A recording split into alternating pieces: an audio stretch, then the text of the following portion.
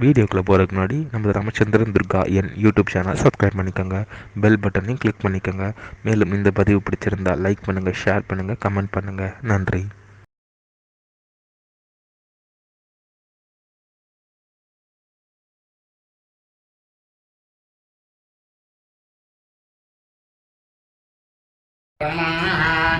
ஹரி ஓம் ஸ்ரீ மகாகணாதிபதியே நமः. அனைவருக்கும் முதற்கண் கோடான கோடி நமஸ்காரங்கள், வணக்கங்கள், வந்தனங்கள். அனைவருக்கும் அன்பு கலந்த இனிய ஆசீர்வாதங்கள். நமது ராமச்சந்திரன் துர்கா என்ற யூடியூப் சேனலிலே தினசரி பஞ்சாங்கமானது பதிவிடப்பட்டு வருகின்றோம். அதாவது ஒவ்வொரு தமிழ் மாதமும் 5 நாட்களுக்கு ஒரு முறை சூரிய பகவான் அவர் உதிக்கும் நேரமானது மாறிக்கொண்டே இருக்கும். அந்த 5 நாள் வரைக்கும் அந்த சூரிய உதயத்தை மையமாக வச்சுத்தான் நாம் அன்றைய தினத்துக்கு இருக்கக்கூடிய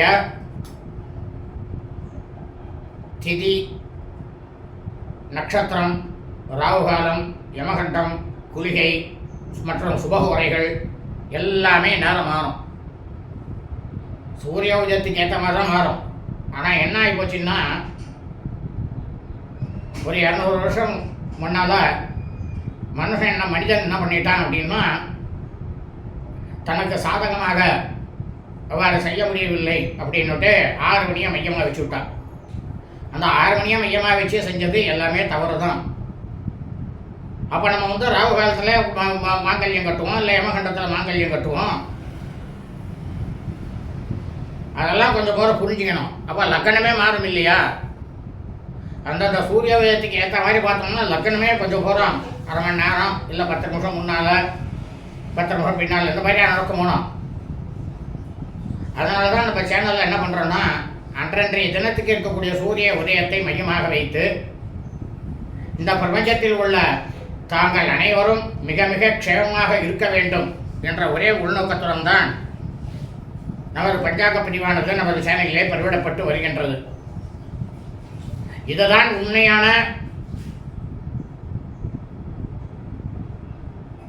பஞ்சாங்கம். காரணம் என்னன்னா, இது கிருதயுகம், திரேதாயுகம், துவாபரயுகம், கலியுகத்திலையும் கடைபிடிக்கப்பட்டு வந்தது. ஆனால் மனுஷன் தான்ற அகம்பாவத்தில் தான் இந்த 6 மணிங்கிறத கொண்டு வச்சுக்கிட்டோம். அதனால தான் நம்ம பலவிதமான இன்னல்களுக்கு ஆளாரம். அதான் உண்மை. ஆகவே இன்றைய பஞ்சாங்க பதிவானது தமிழ் வருஷம் சோபகிருத வருஷம் மாசி மாதம் 21ஆம் நாள் 4/3/2024 திங்கட்கிழமை பஞ்சாங்கம் குறித்த முழு விளக்கமானது வீடியோ பதிவாக பதிவிட உள்ளோம். ஆகவே அனைவரும் இந்த பஞ்சாங்க பதிவினை ஆரம்பம் முதல் கடைசி வரை முழுவதுமாக பார்த்து திங்கட்கிழமை என்ற அதன் பிரகாரம் தங்களது வாழ்க்கையை கடைபிடித்துக் கொண்டு அனைவரும் மிக மிக க்ஷேமமாக இருக்க வேண்டுமாய் உங்கள் அனைவரையும் அன்புடன் கேட்டுக்கொள்கின்றேன். இன்றைய முக்கியமான ஒரு செய்தி என்னவென்றால், இன்றைய தினம் நவமி திதி காலை முதல் பின்னிரவு, அதாவது செவ்வாய்க்கிழமை என்று அதிகாலை 3:14 வரை நவமி திதி இருக்கு. இந்த நவமி திதி இருக்கிறதுனால நாம் எல்லாருமே காத்தாலேருந்து பின்னிரவு செவ்வாய்க்கிழமை என்று அதிகாலை 3:14 வரைக்கும் நமது அன்றாட பணிகளை மட்டும் செய்ய வேண்டுமே தவிர மற்ற எல்லா விதமான சுப காரியங்கள், சுப நிகழ்ச்சிகள், புதிய பணிகள் மற்றும் வெளியூர் பிரயாணங்கள் ஆகியவற்றை கண்டிப்பாக செய்யக்கூடாது. அப்படி தீராத பட்சத்தில் வெளியூர் பிரயாணம் போயாகணும். எதற்கென்னா, மரணித்த இறந்த செய்திகளாக இருந்தால் மட்டுமே பயணம் செய்ய நேரிட்டதுன்னா ஒரு சிறிதளவு தயிர் இல்லைன்னா தயிர் சாதம் சாப்பிட்டு பிரயாணத்தை தொடங்குங்க. ஆனால்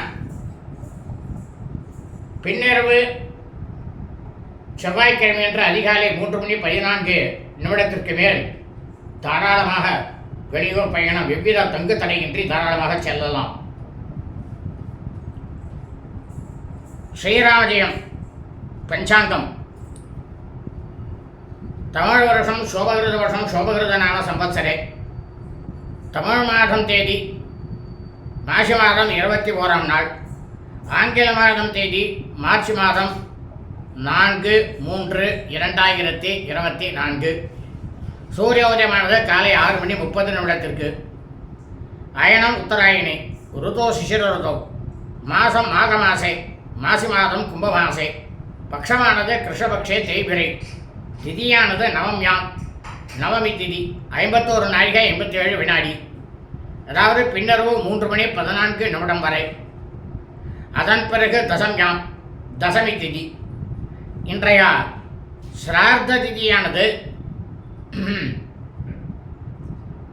நவம்யாம், நவமி திதி. அதாவது இந்த பிரபஞ்சத்தில் பூலோகத்தில் மனித பிறவிகளாக பிறந்த அனைவரது மற்றும் சூரிய வம்சாவளிகள் சௌராயமானக்காரர்களுக்கும் சந்திரவம்சாவளிகள் சாந்திரமானக்காரர்களுக்கும் இருக்கக்கூடிய சிராத்த திதியானது, அதாவது மாக மாதம் மாசி மாதம் கும்ப மாதம் கிருஷ்ணபக்ஷ தேய்பிரை நவம்யாம், நவமி திதி.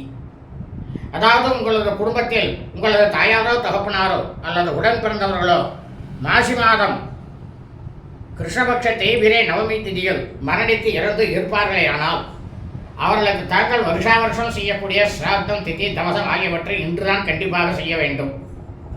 காரணம் என்னவென்றால், இறந்தவர்களுக்கு திதியில் இவைகளை நாம் செய்தோமேயானால், வருஷா வருஷம் செய்தோமேயானால், பித்ருக்கள் முன்னோர்களுடைய பரிபூர்ண கிருபா கடாட்சமும் பரிபூர்ண ஆசியம் நாம் அனைவருக்கும், நமது குடும்பத்தை சார்ந்த அனைவருக்கும் கண்டிப்பாக வந்து சேரும்.